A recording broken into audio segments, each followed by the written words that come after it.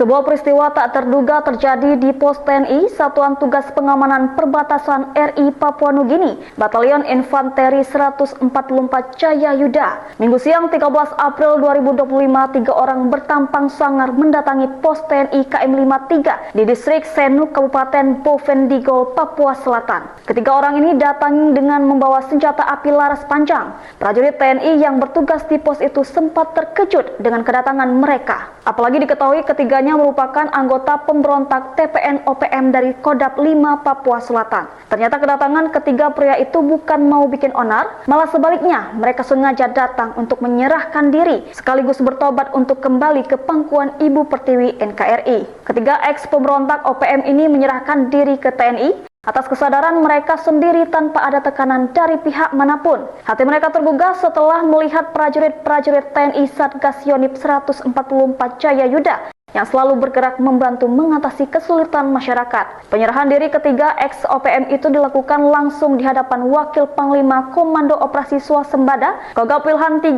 Papua Selatan Brigjen TNI Wulang Nur Yudanto. Tidak cuma bertobat, Leonardus Kamonon CS menyerahkan 2 pucuk senjata api laras panjang rakitan yang selama ini dipakai untuk menebar teror, lalu sebuah bendera bintang kejora.